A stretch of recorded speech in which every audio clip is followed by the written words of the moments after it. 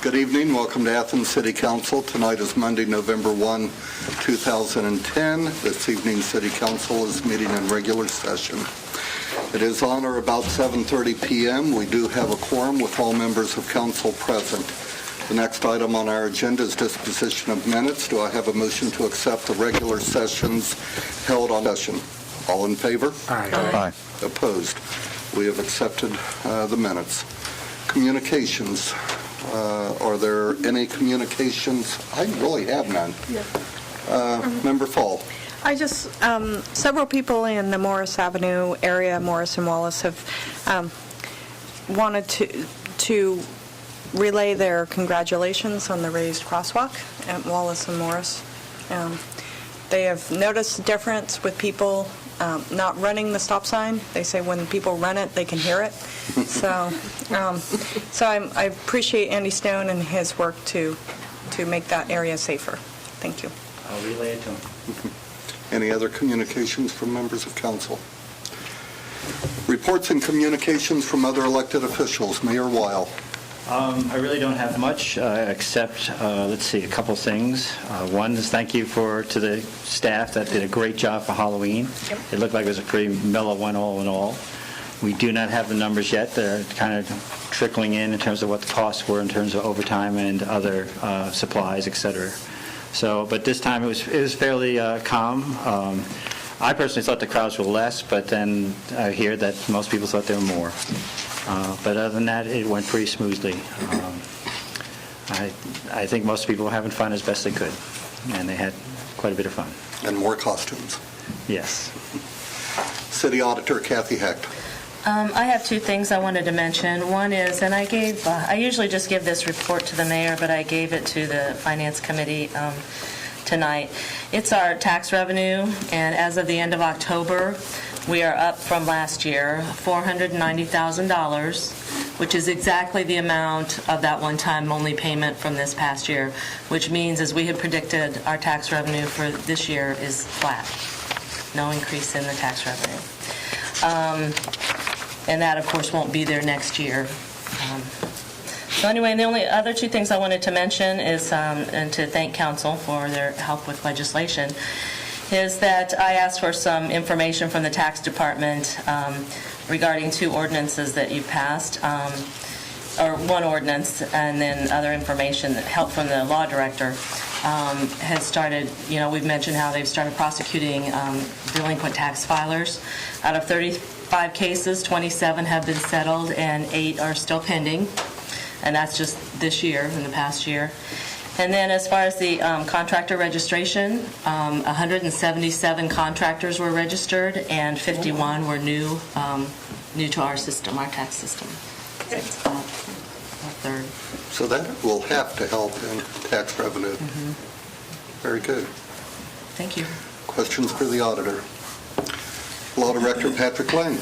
Thank you, Mr. President. Just to kind of dovetail on what Auditor Hecht was saying, certainly it's our pleasure to assist in any way we can with collecting the delinquent taxes, just as a basic matter of fairness. Most people that do pay their taxes, it's not fair to them when others are not, and so we're certainly going to continue to do whatever we can to work with you to help to collect those taxes. Thank you. Thank you.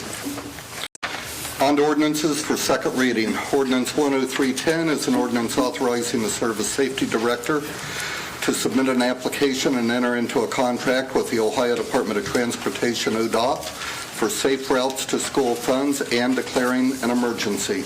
Member Nisley. Thank you, Mr. President. I request that we consider this under suspension. Second. And the reason for the suspension is that we have a November 8th application deadline for this particular grant. Motion and a second to consider 10310 under suspension of council rules. Further discussion on suspension only. All those in favor? Aye. Opposed? The rules have been suspended. Mr. President, I move that we adopt 10310. Second. And this is for the Safe Routes to School program grant fund that we apply to each year through the Ohio Department of Transportation. And the possible project designated for this year will be extending the Morris sidewalk down to the bike path. Further discussion. Member Sands. Just Member Fall just mentioned a project that was funded with those funds. The raised crosswalk on North Avenue was this year's grant, along with work that's proceeding right now on Verona, building a sidewalk down Verona. People, I'm sure, have seen that as they drive down East State Street. And I'll tell you, after watching a child from my house go to school with no sidewalk there on Verona, that is going to be a very welcome addition over there. That's something that's desperately been needed for a long time, so I am glad to see that's happening. Mayor Weil, I'm sorry, Member Fall first. I want to support this because I want to also point out that Safe Routes to School projects also benefit everybody else in the community. And I know in my neighborhood, there's just hundreds of people who walk all the time. And the safer that the roads can be is better for the neighborhoods and the community. Other comments? Member Bain. Question. We'll get to you, Mayor. The Safe Routes to School will be to the Morris Avenue bike path connection? Is that you're going to create one, or what's happening there? It goes down from Morris Avenue, the To existing the- sidewalk. I think we're talking about using the right-of-way to cut right-of-way. The into right-of-way? City of Morris Avenue right-of-way. Good. Okay. I Thank believe you. that's the discussion. Okay. Thank you. We kicked around, we have several projects, and it's my turn to speak, I guess. Oh, Since you're would not a I member try of to stop you, Mayor? No Well, respect. Again, really, this is Safe Routes to go. Member Nisley makes it sound like this is like clockwork. This is the third round of it. The second round, of course, includes two potential stairways, one from Fort down to behind the Armory, the other one from the West Elementary down to the apartment complex behind it. And again, these are some of the projects we put in. We have input from the PTO. We have input from the neighborhoods. This is part of the requirement of these grants, is that we get feedback. And I say that in particular because we have conversations of what to do next, and then there's always a question of priorities, and that's where the feedback comes in. There's discussion of we need to extend, we have a pedestrian plan that's in place, a bike pedestrian plan that tells us there's sidewalk gaps, which we knew already, South Shannon for one. We have other areas that just, my chestnut is, of course, is Arts West where the Miller is, but again, there's quite a few things to do. So the bottom line is input is welcome whenever, and that this is a fairly new granting round that we've done. This is number 3. So we're getting good at it, and hopefully we can get a number 3 and keep going. But as I say, it's not like this is going to be always a given all the time, but we try. Further discussion? Yes, Member Fall. This is a 100% grant, too. It costs the city, unless there's extra engineering or something like there was with the raised crosswalk. Usually it's a 100% grant for the city. So. Yeah, the only time it falls out is actually if we do something that we can't come up to standards. I think Right. Verona is one of those ones that we're going to be footing a bill because the width of the sidewalk is not adequate at that time. Right. But there was no other way to do it. Right. So, Skinny just Old so you know. Street. Further discussion? All those in favor of adoption of 10310? Aye. Opposed? The ordinance is adopted. Now on to ordinances for first reading. Ordinance 10710 is an ordinance authorizing construction of Phase 1 of the Northwest Bike Path extension from the West State Park and across the Hocking River, project number 255. Again, Member Nisley. Thank you, Mr. President. This was mentioned briefly last week. This is also known as the Bike Path Spur, and what we're doing right now with this ordinance is authorizing the construction of Phase 1, the carpentry and construction on the bridge portion. And as I understand, the city will be doing the earthwork up to the bridge. Comments?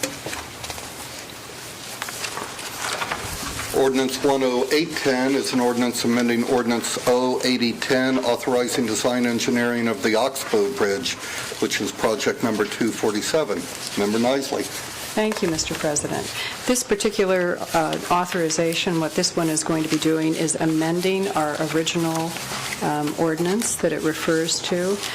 and bringing that from the original $200,000 to $219,500. And what this does is corrects an accounting issue for tracking the project with some work done earlier. Other comments? Ordinance 10910 is an ordinance authorizing the Service Safety Director to suspend temporarily the fee for parking at metered spaces in the municipal parking garage and declaring an emergency. Member Nisling. Thank you, Mr. President. We began this last year as a test to see if this would work to suspend the parking fees at the metered spaces in the garage, and this seemed to work well. The Athens Chamber of Commerce supported this, as did the several of the uptown businesses. And so what we're suggesting this year with this ordinance then is to once again suspend those fees, and that would be from the Friday after Thanksgiving until 12 midnight on January 1st. And then these bag meters are restricted to 2-hour parking. Other comments? Member Sands. I had a question. Will this be done instead of the free parking on Core Street? Correct. Yes. Okay. Thank you. Ordinance 11010 is an ordinance amending Title 15, Taxes, Chapter 15.01.06A, Collection at Source, introduced by Member Kuhn. Thank you, Mr. President. This ordinance would require companies to pay their city withholding online. It would begin January 1st of 2011 for companies that are already set up to do that. As the auditor told us last week, this would save the city a lot of money. They spend a lot of money sending out booklets and that sort of thing. The forms are already online. There is an exception for companies for whom this might be a hardship. Comments? Ordinance 11110 is an ordinance amending the 2010 appropriation ordinance. Member Sands. Mr. President, I'd like to ask that we consider Ordinance 11110 under suspension of the rules. Second. There are several things happening in this ordinance. One of them deals with repair to the fire escape from this room, and we would like to take care of that as soon as possible. Mayor Weil. The first I heard about it was Halloween night. They said the fire escape is in trouble, and I guess I don't go out there enough. I'll have to You don't out the back smoke. way. That's where the government channel guys go to smoke. Actually, I think they're all non-smokers in there. Yeah, oh good, I'm proud of them. Is there further discussion on suspension only? All those in favor of suspending the rules on ordinance 111? Aye. Opposed? The rules are suspended. Again, Mr. President, Ordinance 11110 has several things happening. It's amending the appropriation ordinance, and the first amendment is moving $13,500 to the general fund in council to cover personnel salaries through the end of the year. This is personnel who are hired by council, such as our clerk, such as our government channel personnel. So we're moving money to pay those salaries through the end of the year.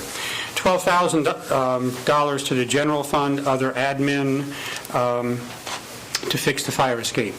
This is an estimate. Again, as the mayor indicated, this came up pretty quickly, but the fire chief is pretty adamant that this is an unsafe fire escape, and has in fact limited this room to 50 people occupancy, and I lost count somewhere over in there, so I don't know. Also, $30,000 to the recreation fund, again, to cover personnel salaries through the year end, and $8,000 to the internal service fund to cover personnel salaries through the year end. And this is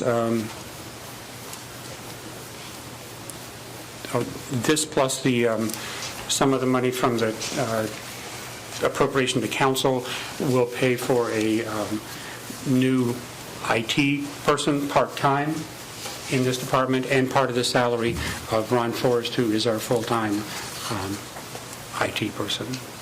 So combination of funds from the general fund in council and the money to the internal service fund will pay for those personnel salaries. Further And that's comments? it. All those in favor of adoption of ordinance 11110? Aye. Opposed? The ordinance is adopted. Ordinance 11210 is an ordinance amending ordinance 04009, authorizing an additional expenditure for the RCRA Closure Project 62 and declaring an emergency. Member Bain. Mr. President, the city is about to conclude its monitoring and other activities associated with the RCRA closure, a paper offense that we perpetrated some time ago. Not council, but paperwork wasn't filed, and this followed. The main thing going on in this ordinance is that we are going to use money, $20,000 from internal service fund, plus some other funds that were used previously to take care of that final effort. And it's my understanding that we can pretty much say, great, it's done in a month or two. I'll do a happy dance. Yes. Further comment on ordinance 112? Yes. Kind of a question and a comment. You mentioned that this is something that we've been dealing with for a while, but it's been 20 years probably from the beginning, basically. Well, I think it's more than 20, probably More than 20. 23. And also, we are still paying the fine down. But this will be really nice to have behind us It will, after all that time. yes. But this Absolutely. isn't all of it, is it? I mean, This is, we're going to be through with the RCRA, the That part of the requirement. non-disclosure. Yeah. okay. Okay. Other comments on 112? Ordinance 11310 is an ordinance authorizing design, engineering, and energy efficiency improvements at the wastewater treatment plant, Project 248, and declaring an emergency. You're spending some real bucks here, aren't you, Bain? Right, that means nobody will pay much attention. At 11310 is the second, or one of several ordinances you'll be seeing in the future, and we started a folder. Say, Debbie, put that in the design engineering, construction engineering are part of every project that we do. What we're going to do in this case, though, is we have to, first of all, split it into two parts, and then secondly, we're going to have to do some preliminary engineering in order to understand what to do. And I'll try to explain it as we go through it.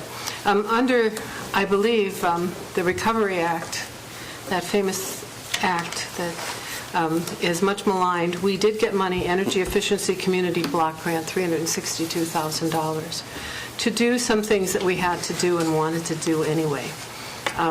Lighting overhaul, insulation improvements, a geothermal system to replace the gas boiler and window air conditioning is always a good deal, and some monitoring and plant running material, equipment, devices. And you can see that one thing is experimental, the geothermal. This is a community block grant. There will be some other funds needed from the city, from the sewer fund. But our wastewater treatment plant, although it's been maintained, needs to go the next step. And this is something that the initial engineering said we had to do.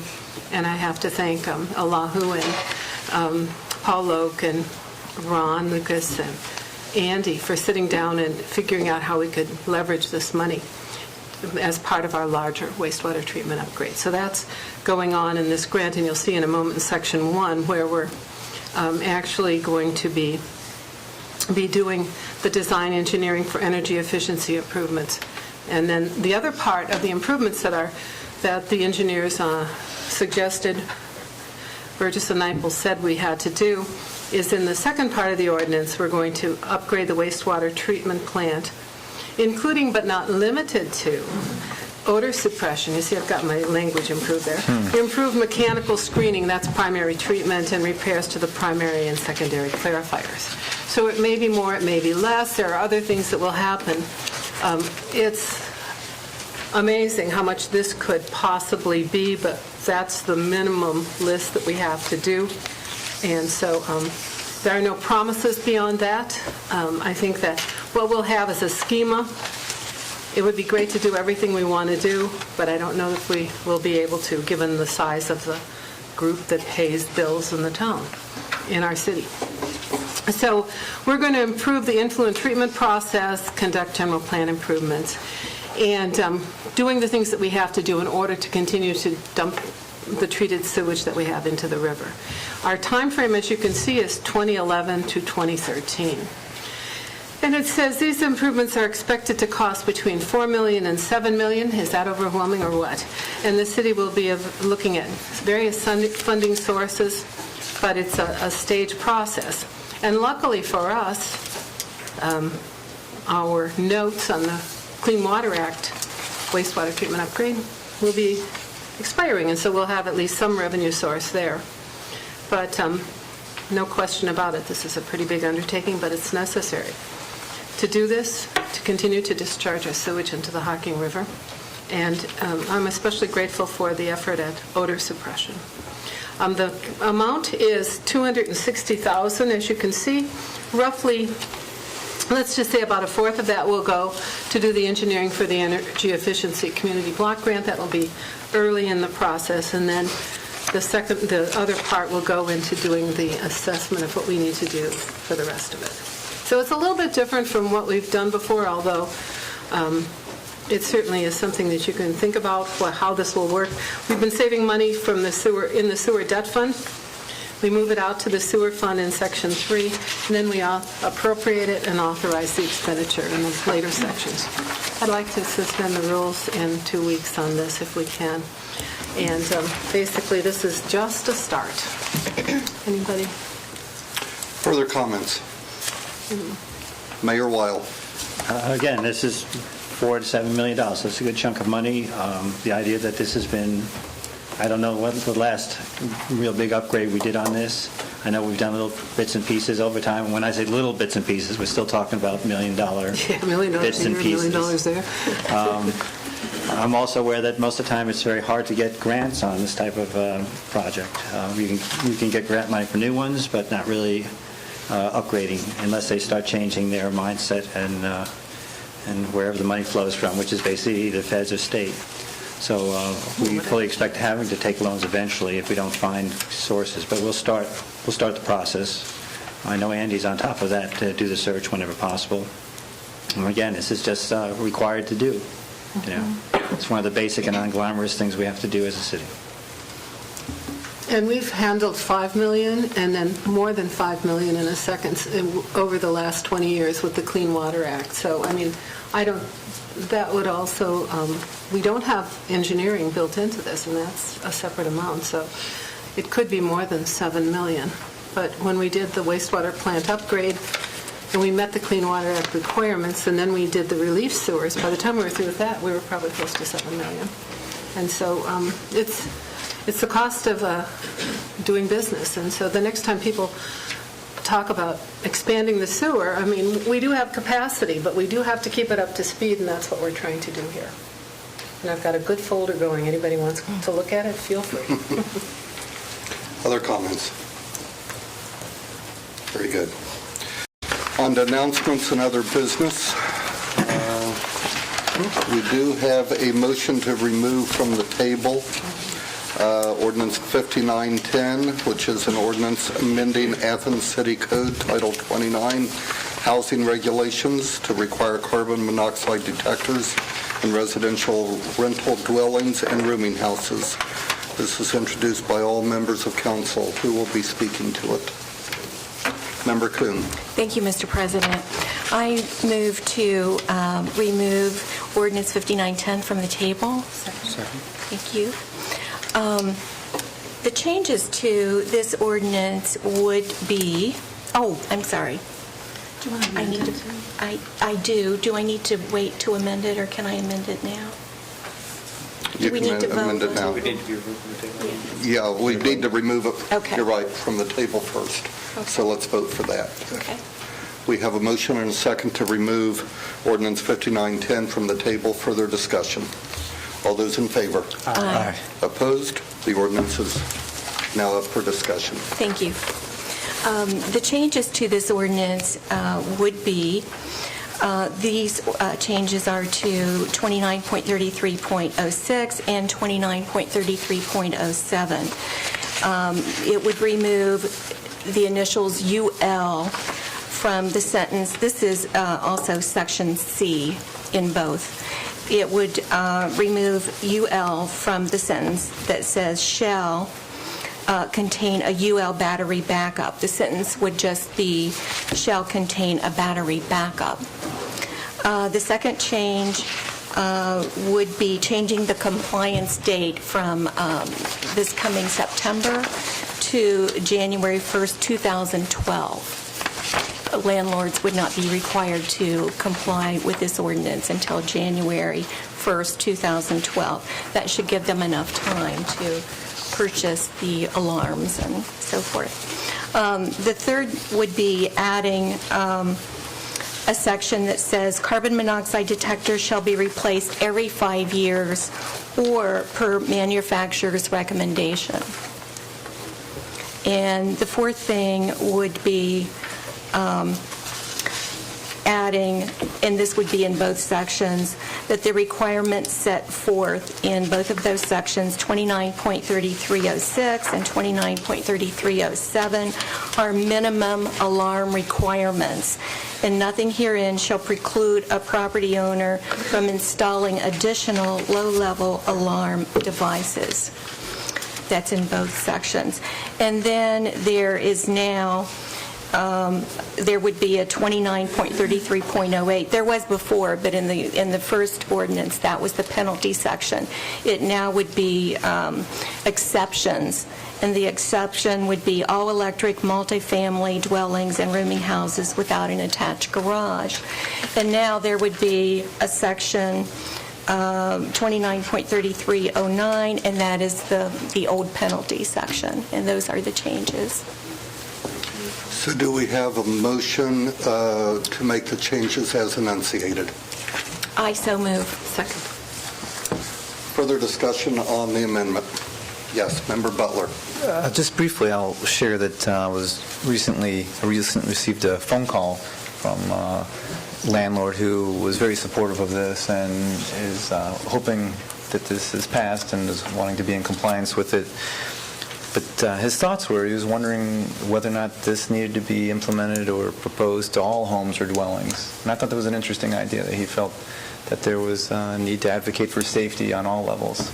I just thought I'd throw that out there. It was kind of an interesting dialogue that we were having. I think it's a good point. We Yes, actually Sharon. talked about that a little bit, and one of the problems is that we inspect rental properties, Right. but we do not inspect private homes. So, of course, everybody's encouraged to have Sure. carbon monoxide detectors.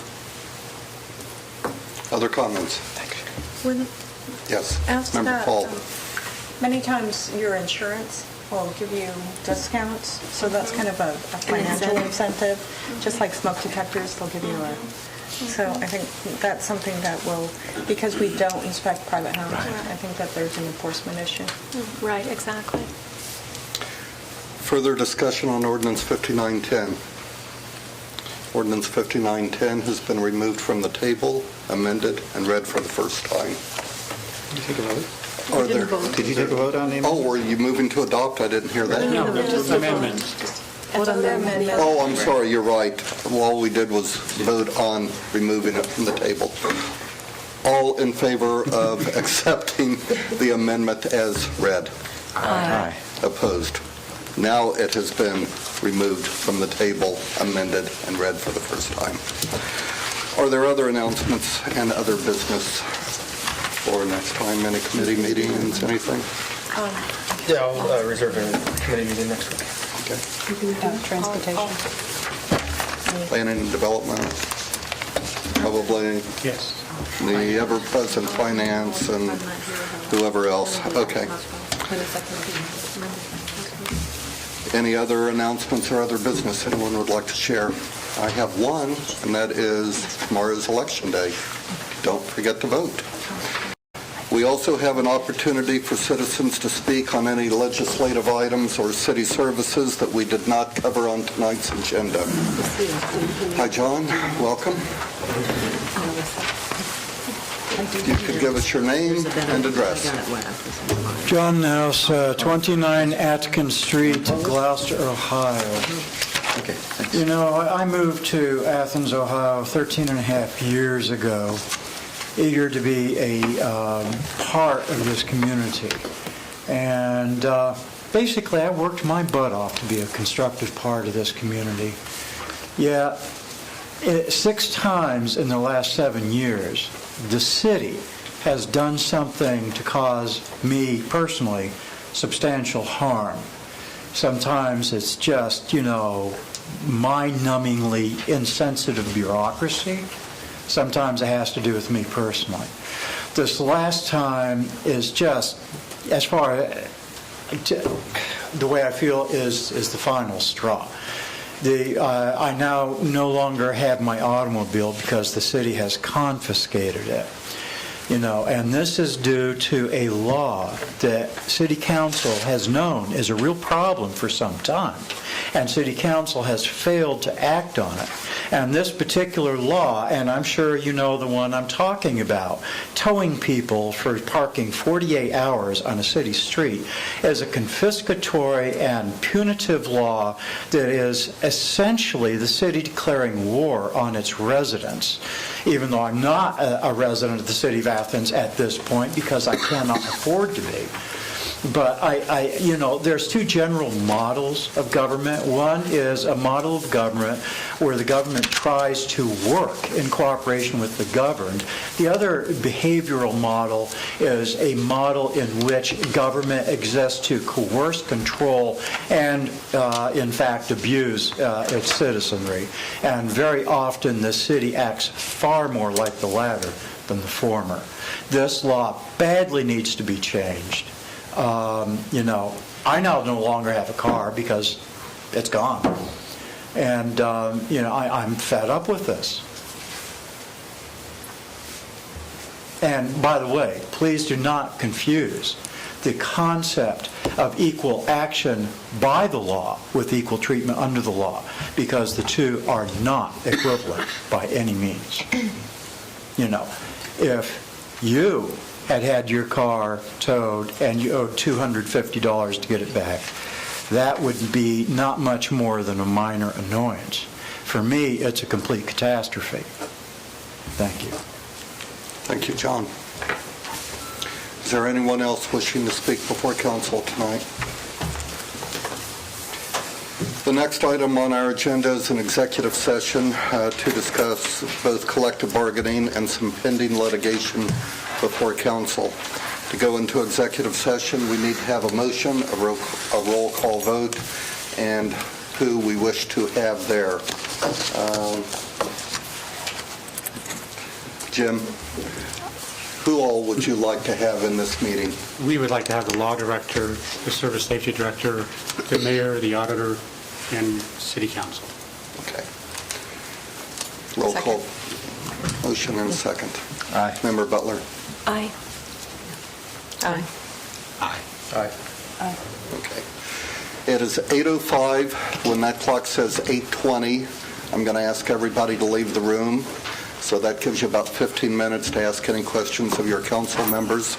The only other item on our agenda will be adjournment when we come out of executive session.